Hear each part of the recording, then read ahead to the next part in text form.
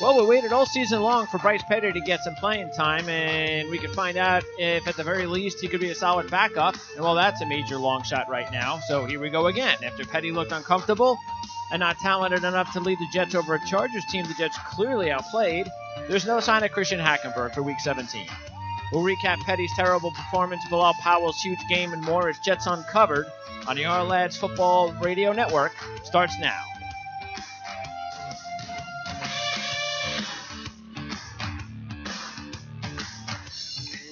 All right, it's Tuesday, December 26, 2017. I'm Greg DePalma, and hope everybody had a great Christmas.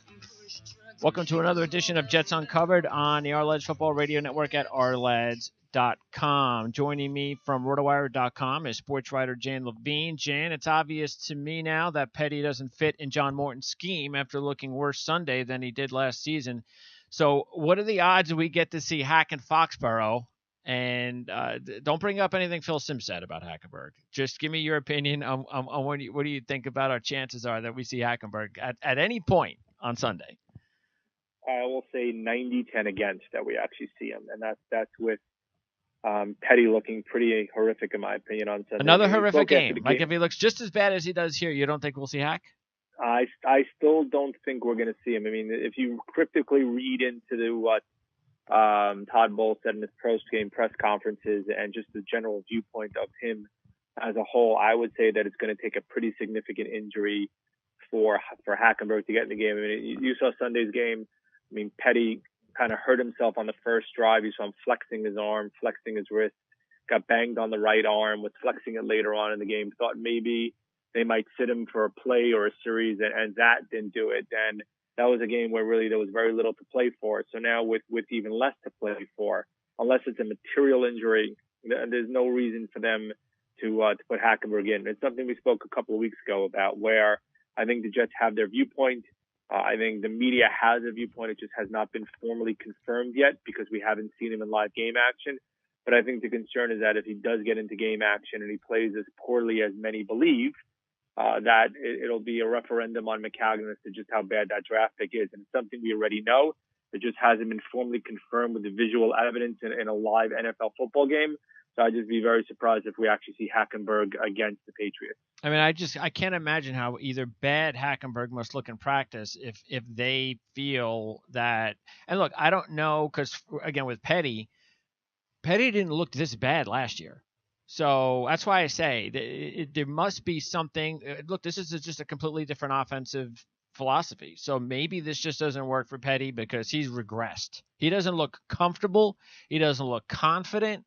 He used to look like, at least what we used to like about him was he just looked like a guy that would, gamble. He'd throw some interceptions, but he'd make some throws. And he'd throw the ball down the field. Now, he's not turning the ball over where you go, oh, that's a terrible interception. Oh, I can't believe he did it. Oh, my God, that's terrible. Oh, he's just not ready. So that's not happening. But I think that's proving to me that it's mental, that he's just not comfortable in this system.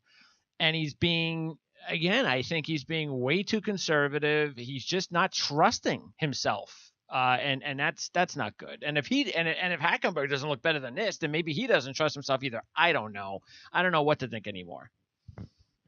It's hard to argue. I don't have an answer myself. I mean, you heard Petty in the post-game press conference talk about that he needs to have his feet catch up with his brain, and that he's not striding the right way, or he's not stepping the right way. Yeah, exactly. Doesn't he look uncomfortable? He doesn't even look like he's setting himself properly. I don't know what it is, but if you know, I mean, he talked about the throw at the end where they practice that a ton during the week, and you're supposed to go to the back shoulder throw to Anderson, and he throws the ball inside. And you can say that's just uncomfortability. You can say that's bad mechanics. You can call it whatever you want.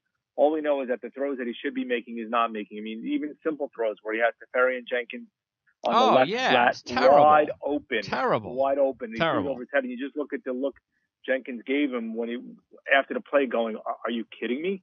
Like, how do you miss me by that much, given how wide open I am?" So, whatever the reason is for his uncomfortability, or however you want to tag it, or call it, or spin it, right now Petty's not showing much. And I tweeted a couple times during the game that No, you and I, we wanted to see Petty. We thought Petty would have the opportunity potentially to prove himself, that in a minimum he could be a backup. Mm-hmm. Right now, given the way that he's looking, I'm not quite sure if he's even a number 3 on a team at this point in time. Yeah, no, he's not. I mean, at this point in time, if the Jets were to go out there, and we know they're going to get a quarterback, so they get a quarterback, and let's say they do decide to keep McCown, and if we don't see Hackenberg and Petty plays again on Sunday the way he played last week, I'd rather just keep Hackenberg, because at least I don't know what you got, because we would have known what we've had with Petty, and that ain't working.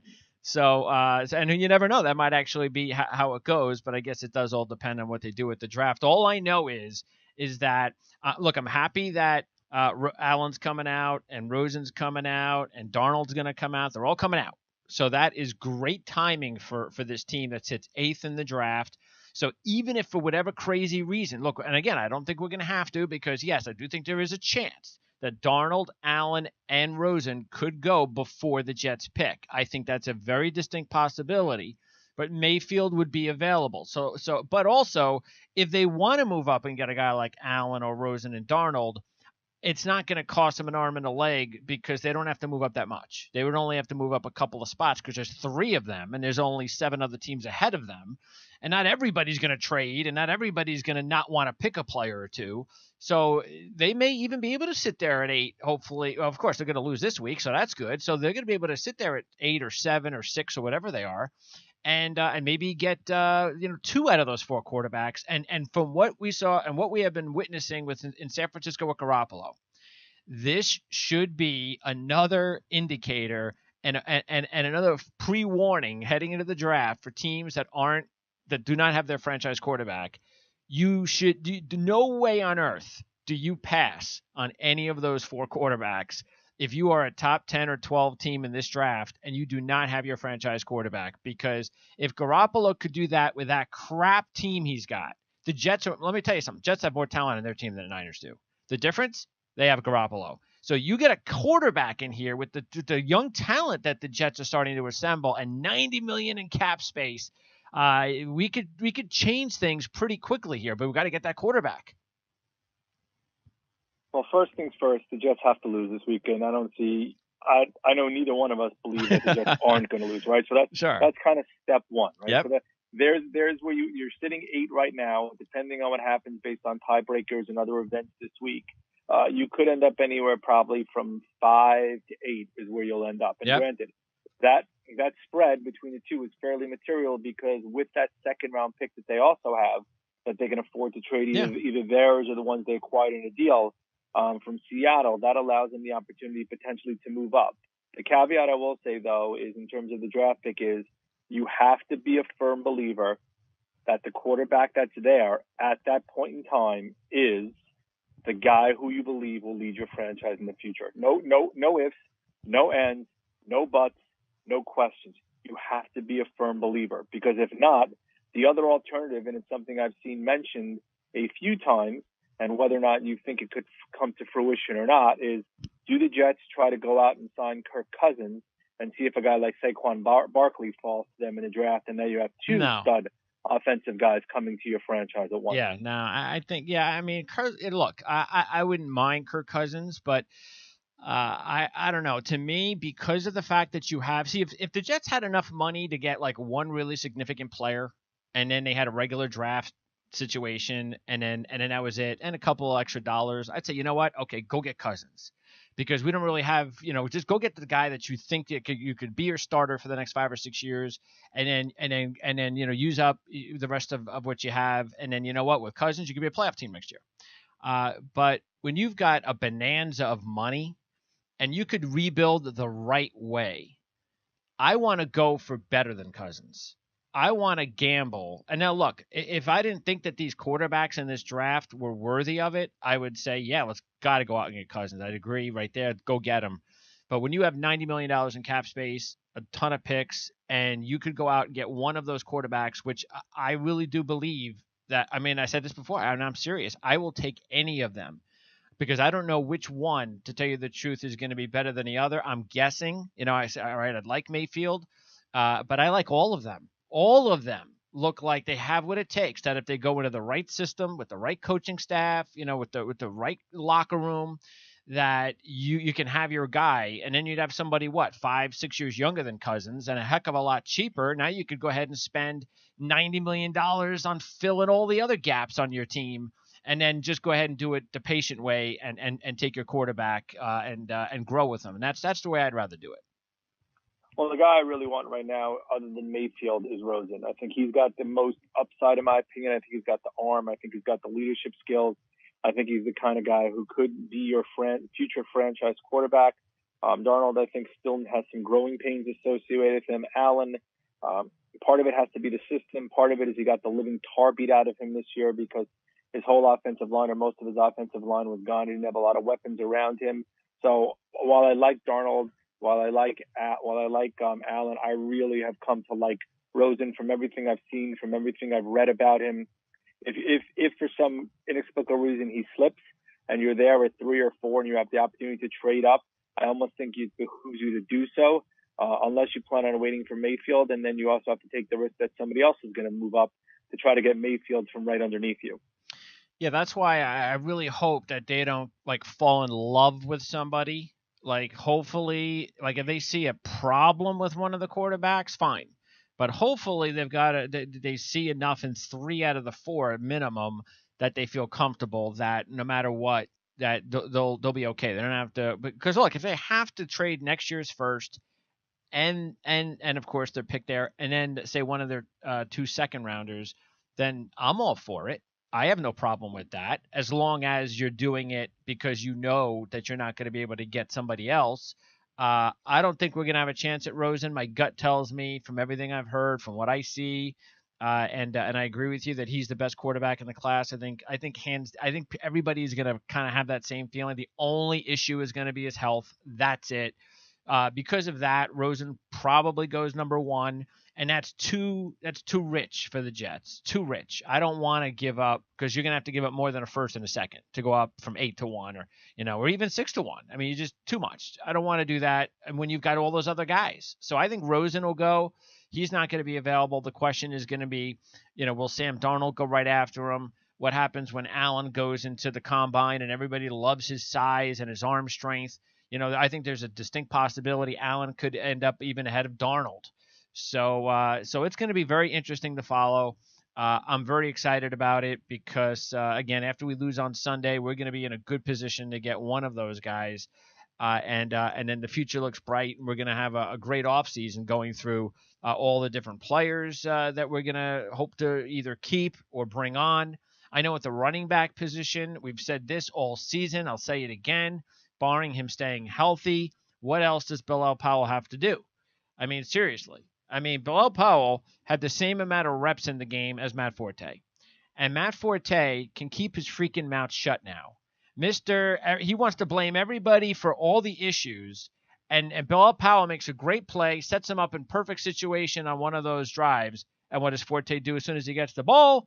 He fumbles. So screw you, Forte. Take your stupid contract and everything else, because you're gone anyway. You're gone. Nobody wants you anymore. And that's the reason I don't even understand why they're still handing him the ball. Why? Why are they doing it? I mean, he's not going to be here next year. Why? Well, just give it to McGuire. Keep Forte on the bench. Give him 2 carries. I agree. Look, I don't know why they didn't go to Powell more. I mean, we talked about him being a bellwether back, a guy who deserved more touches this year. Forte will definitely be gone after the year. I don't think there's any question about that. Given that Muhammad Wilkerson was benched, which is something we talked about last week that we expected to have happen, and it made good move. The most sense for it to happen, and he'll be gone also next year. Over the weekend, there was some interesting rumbling coming out that the Jets may be players for Sheldon Richardson again, which his value is likely depressed. Maybe that's a decent thing. On the cheap? To see okay. More sacks out of Leonard Williams. He's getting pressures, but he's not getting a ton of sacks. So there's definitely some holes on the defense that have to be filled. But first and foremost, we all agree, I believe, that the offense needs to get some upgrading. It starts with the quarterback. It trickles all the way down. While we were talking, I was doing some looking at the draft order now. So the Browns are clearly locked into number 1. The Giants, assuming they lose this week, and I don't see any reason why they won't lose this week, they'll be number 2. You got to figure Indy loses number 3, and that's kind of the key. And we talked a little bit about it already. what does Indy really believe about Andrew Luck? Do they think Andrew Luck is going to come back 100%? Or is that shoulder injury something that's going to be, well, if not career-ending, career-threatening? And do they need to consider going in another direction to try to get a quarterback if they believe that Luck is not going to come back? Then it gets interesting. Then you have Cleveland at 4-11, Tampa at 5-11. Now, Perfect. Tampa clearly doesn't need a quarterback because they got Winston. Yeah. You got Denver at 5-10, the Jets at 5-10, and Frisco and the Bears at 5-10. So let's say the Jets end up losing. It goes by strength of schedule. Is the number win percentage is 1. Figure they're all going to be even. Strength of schedule is the second tiebreaker. And right now, the Jets are at a 502 win percentage, 502 strength of schedule, but clearly that's going to rise substantially when they take on the Patriots, because the Patriots win, I believe they'll be 13-3 this year. So if Tampa wins, if Tampa's not winning somehow, Tampa's playing New Orleans, aren't they? Yeah, so they're Tampa losing. Winning. If Denver can somehow win against Kansas City, they're going to win. Well, does Kansas City need the game, or are they locked in? I think there might be locked in. Yeah, they might be locked in, and Paxton Lynch is going to start on Sunday, I think. Yep. So, but anyway, so they're locked in. So they're tied with Denver and Chicago. Is that what you said, or right now they're tied with? So Chicago is 9th because they have a 542 strength of schedule. Frisco is 8th with a 507 strength of schedule. The Jets are 7th with a 502. Yeah, but the good thing is that those 4, teams. 7, 6. The good thing is the Bears and the Niners don't need quarterbacks, so that's good. So I'm not worried about them right now. But is Denver tied with the Jets? Denver right now is tied with the Jets, but have a weaker strength of schedule, which means that they're 1 spot ahead of them in 6th, and the Jets are in 7th right now. Okay, so even if we were behind Denver, that means we're behind Denver, one team, and the Giants with another quarterback, and Cleveland. So just 3 teams. What you have to hope for is that the Niners actually win again this week, right? Because with strength of schedule, they're just below the Jets. Now, the Jets, if they lose, obviously, to a 13-3 team, their strength of schedule number will spike, and the Niners may drop, and the Jets may slide. Yeah, but they already have a quarterback anyway. But they have a quarterback. I agree with you, but I'm talking about in terms of the ability to move up and the ability of not having to give up too much to move up, right? Every draft pick has a value slot to it, and the higher you are in the draft, the less you're going to have to give up based upon value slotting to try to move up in the draft. Well, unless there's going to be, the good thing is if you only have Denver, the Giants, and Cleveland right now around the Jets or ahead of the Jets, there are only 3 teams that need quarterbacks right now. There are 4 quarterbacks. So there's just no way the Jets would get in a situation where they couldn't. Now, we know the Bills because of all the ammunition they have. Now, the good thing is they're doing so much winning that they're so close to a playoff spot that they are going to have to do even more than the Jets. See, if we thought a month ago that we were going to kind of be maybe banging around with the Bills even, and then we'd have no shot because the Bills would be able to easily outspend us. But now they'd have to outspend us twice as much almost if they keep falling behind us, which benefits us because we know they're going to do anything. There's no doubt in my mind that team is trading 10 draft picks to get a quarterback. No doubt in my mind. Absolutely. So, but the thing is, in terms of the Niners play the Rams, and I believe the Rams, are they locked in terms of a? I mean, clearly they won the division already, right? I believe that Philly has clinched the 1 seed through the playoffs, if I'm not mistaken, with their win yesterday. Yeah, I don't know if the Rams are locked in because I know that because 11 wins for the Saints too, right? And the Panthers. Yep. Or 10 wins, whatever they have. So they all have, so I don't think they're locked in just yet. But, hey, look, fact is that's why I brought up the Mayfield thing to begin with, is because the whole point was they don't have to trade up and they could sit there and get Mayfield. Worst case scenario, and they might end up with the right quarterback anyway. So that's why I think they're in a really good situation. And that's why when I was talking about that draft from Mike Mayock last week and he had Arden Key going to the Jets, I was like, look, dude, there is no way that if the Jets are not drafting Baker Mayfield to draft Arden Key. There's just no way. They need a quarterback. Now, there's other quarterbacks that are going to be coming up behind, like you're talking about some of these teams that that might be thinking, all right, well, you know what? Let me go get, see for the Giants' sake, they're going to have to be so sold that, say, Sam Darnold or Josh Allen or maybe Rosen is definitely the guy that, or they go, you know what, we're not all sold in, and they may say, you know what, maybe the next coach goes, you know what, I think I can play with Eli for a couple more years. So if they do that, then they can wait until the second round, and you got guys. I mean, we're going to wait to find out if Drew Lock comes out. You've got Mason Rudolph. So there are a couple of the quarterbacks that are going to be late first, early second, mid second that you could decide to go to if you're somebody that says, you know what, I just don't want to. I'm not sure if I want to take a quarterback in the first round or the top 10 or the top 15, and I could also benefit the Jets. But I know that that's not the Jets. There's no doubt that the Jets are taking a quarterback with the top 10 pick because the New York fans wouldn't let them do anything else. So. Question's going to be, can we get ourselves a pass rusher? That's definitely the question because we need one. That's a spot that is still a major issue. And I like the defensive line. I like Xavier Cooper's done a really good job. I know it's only a couple games, but hey, Eli's been good enough that you would bring him back. Yeah, you got Ely as a nice depth guy. You've got you can even bring back McClendon on the cheap just to bring it back for another year if you want to. You've got Williams, and then you have all these other guys. So I think the defensive line, no way the Jets have to spend a lot of money or draft picks high in the draft for the defensive line. They just have to go out and, free agency in the draft. They have to pick out two really dynamic type pass rushers. And, again, some of them don't even have to be star-studded guys because they're not out there. If you're a stud, that's the problem, is if you're a star stud like Melvin Ingram, that plays the 3-4 outside linebacker role that can rush the passer that the Jets covet, teams like the Chargers will eat those guys up. They're not letting them go out on the market. So the only way the Jets are going to get pass rushers through free agency, they're going to have to, get guys or role guys, situational pass rush guys, but they're going to have to strike it in the draft. They're going to have to go out and spend a couple of picks and hopefully get the right guy, and Kevin Green can coach those guys up. And that's and we're not going to get him in the first round because we got to get a quarterback. So that's going to be up to the scouting department and the coaching staff to make sure that they can figure out ways to coach up some young talent at linebacker. Otherwise, we're not going to be a complete team until that happens. You can't win a championship playing a 3-4 defense if you can't rush the passer. Agreed. Look, we know they need help on the defensive line. They have the money in free agency to go ahead and do it. They need a quarterback. I think they needed other offensive linemen. Wide receivers, I'd like to get a big wide receiver if possible.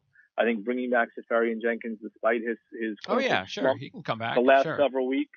That's a petty thing. Is a key to me because I think it lengthens the tight end position and it doesn't require you to spend other assets to go ahead and get it. Oh yeah, there's and look, it's not that the Jets are the Browns talent-wise, as we've said all along. There's already spots that are filled. You've got guys you can win with. It's just that there are other spots that have to be taken care of. And look, as big a fans as we are as Bilal Powell, fact is that since you can't count on him to be healthy, you definitely have to think about at some point free agency more than likely, or mid-round, late round draft pick on a running back. Just another guy to get in there in case you have an injury situation, and then that includes Powell, because that's the only reason I could even think that he doesn't get 100% starter reps, because he just hasn't been able to prove himself to be durable all the time, and maybe they don't want him to get as many touches as we'd like him to get because of that durability issue. So, but that's it. Again, we agree they need to get one really good receiver. They got to get a couple of offensive linemen. They got to get a couple of pass rushers, and they definitely have to take care of the cornerback spot. And with all the money they have, $90 million, I think you could figure out a way to fix that. So unless, of course, you spend half of it on Kirk Cousins. So anyway. Correct. Absolutely. It's doable. And I think it's something, look, to my opinion, it's an option to explore. It's not one that maybe should be your primary focus, but it all depends on what how much it's going to cost you to go ahead and get it. So, I mean, to me, that's kind of the bigger difference is what ends up happening associated with what direction they want to go to and how they go ahead and pursuing that quarterback. And be it, is it a free agency guy? Is it the draft? Depends on, honestly, this weekend, as odd as that sounds, will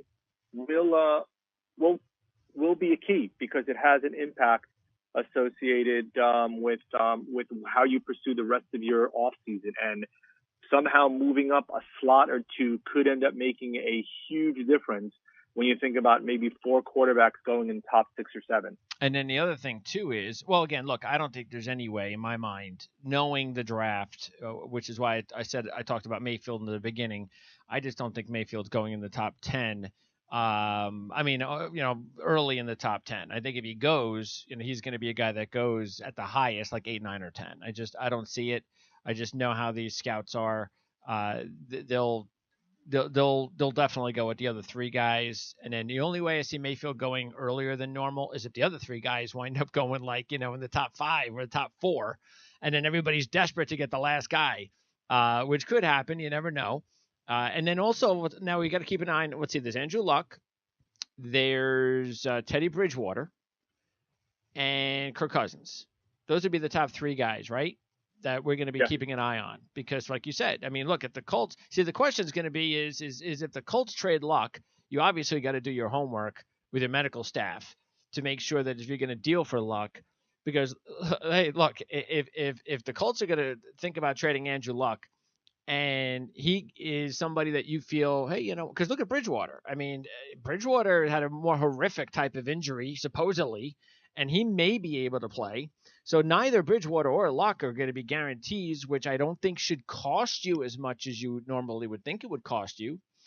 So, and then the whole thing with Cousins, so which I kind of just get the feeling that he's going to be back at Washington somehow. But anyway, I'd be willing to take the chance. We talked about it last week. It's just a matter of, are the Jets going to be willing to take the chance on either Bridgewater or if Andrew Luck becomes available in a trade. And I tell you what, if an Andrew Luck or a Teddy Bridgewater come available in a trade, it sure as heck does speed up the process of our potential, the impact, because as we saw with Garoppolo, it completely changes how quickly you might be able to win next year if you can actually trade for a veteran quarterback. So absolutely, and I think both of us would love to have gotten Garoppolo, but we knew that there was no way the Patriots were going to deal inside their own division, let alone their own conference, in terms of trading him. If I'm going to take one or the other, as odd as it sounds, and as big of a Luck fan as I am, I think I'm taking Bridgewater, because I think the issue is more to his legs. I think what we've seen so far is that he has recovered. And I think that another couple 6 months removed from the injury will allow him to heal even more in terms of using he's not a speed guy. He's more of a guy who can slide in the pocket, but uses legs to create space.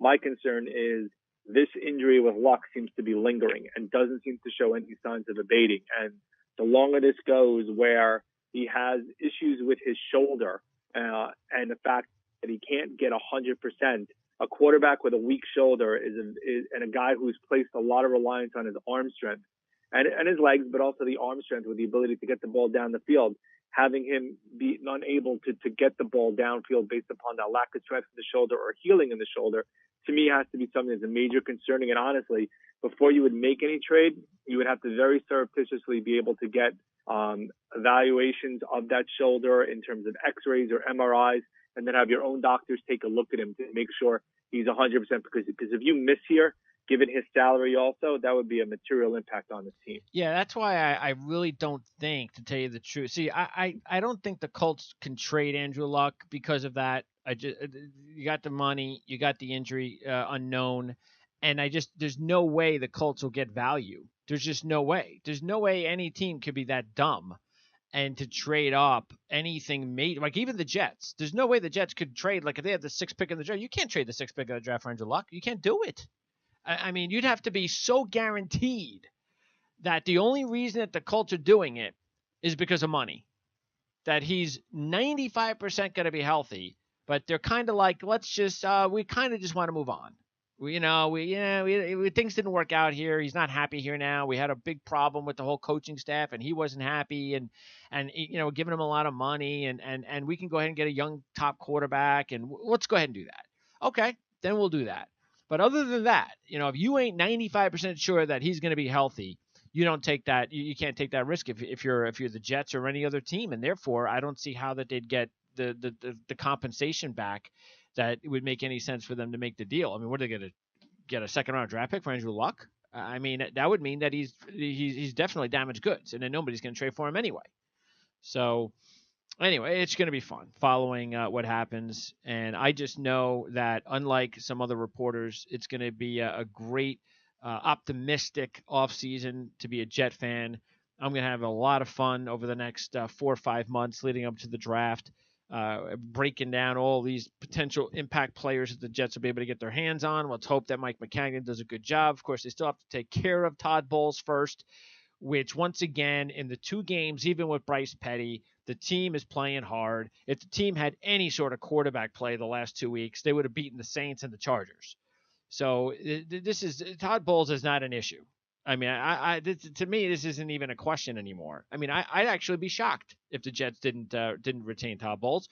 And you know what? That's going to help them in free agency as well. I mean, just imagine the black eye you're going to get is if you get rid of a guy like Todd Bowles, who all the guys in the locker room seem to love, and then all of a sudden, well, I'm going to go there, an organization to get rid of good guys. And I mean, no, it makes too much sense for them to bring back Todd Bowles.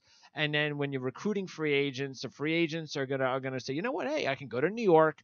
It's a great locker room. They love to play for Bowles. And all of a sudden, it becomes a place, a destination that's actually better than a lot of people think. So it makes way too much sense that Todd Bowles will be here next year. Absolutely. Look, we talked about this a whole bunch of times, but this is something I believe that he should be back. Now, you can argue the strategy a lot of times. You can argue the team's losing several leads down the stretch. You can argue the penalties. You can make a lot of arguments against Bowles, and I think all of them are 100% valid. But on the flip side, you could take in a team where you didn't have great expectations, and they played a lot better than expected. Now, the flip side of that is maybe the team was actually better than everybody originally thought, and maybe the evaluators were not accurate in terms of their thought process, which then gets into the argument as to maybe why he shouldn't be back. And that's what a lot of people are focusing on, is that, well, maybe the team was better than we thought they were.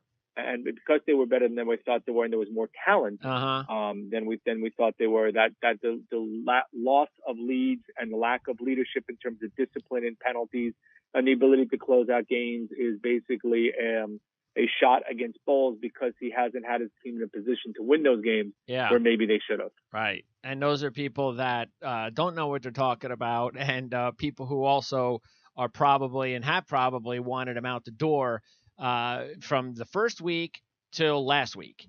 Not being open-minded, not being educated enough to see and read between the lines, to see what he has done and has improved upon. Because I see this all the time. This is the reason at the end of every season I always say, and I said it again this year, that even though I was all for trying to go out and get a Sean McVay for Todd Bowles, fact is that when they retained him, it was okay. What did I say? Let's see if he could get better. He's still a young coach. Hopefully he'll learn. Hopefully, with the new coaching staff, which we applauded, that was a great first step. And you know what? Again, I'm sorry, but you can say what you want as a critic and go, yeah, but they're blowing leads or they're penalties but you can't point to something where he's done something completely idiotic as far as some sort of game management. Remember, that's kind of thing that we used to always talk about with some of our previous coaches, including Bowles, was game management and some obvious dumb things that the coach did that just stood out so bad. And we were like, oh, that's just pathetic. Sorry, but Todd Bowles didn't do any of that for over 2 months. Nobody can name one thing that Todd Bowles specifically did that you can blame him without a shred of, you don't even need anything more and any specific evidence to know that it was him. You can't do that. And that's why I think there's no question that he's grown as a coach. And that's also thanks to that coaching staff. I mean, a lot of people have been talking up, what's his name? Denard, the DB coach. They've been talking him up. What a great job he's done with the secondary. We talked about all the other guys. So yeah, he'll be back. I don't think there's any question about that. And then we'll move on to getting more players and a quarterback. And I'm very excited about the possibilities, especially if we get one of those young quarterbacks, because that means we'll be on our way. And within the next couple of years, we'll be hitting the playoffs, and hopefully we'll have ourselves a franchise quarterback. All right. From your mouth to God's ears, it'd be nice to have a franchise quarterback. Well, that's why we got to get one of these boys in the draft. So let's hope none of them get hurt. Well, there's only Mayfield's the only one still playing. So everybody else, Darnold's playing. I mean, they're scratching Rosen today because of the concussion he had. So he's basically been ruled out already. Yeah. So everybody's out. Allen came back and looked awesome. That guy's got an arm. He's not a very accurate kid, and to tell you the truth, which is why I'd much rather have Baker Mayfield than Allen. But I ain't going to cry if they get Josh Allen. I'll just tell you that right now. Okay, so that'll wrap it up, Jan. We got one more of these to go. So enjoy the game in Foxborough as best you can. And, hey, a loss is good for us, and I don't think we're going to have to root hard for a loss anyway. So we'll just root for the best, and I'm sure we'll lose anyhow, and we'll talk about it and wrap it all up next week. Sounds good. All right, Jan. So that's Jan Levine. I'm Greg DePalma. Thanks for tuning in to Jets Uncovered on the Ourlads Football Radio Network. We'll see you later on in the week with more college and pro coverage, including our NFL Week 17 preview with Tony Mejia later in the week. So we'll see you next time. One more of these regular season shows to go on Jets Uncovered on the Ourlads Football Radio Network.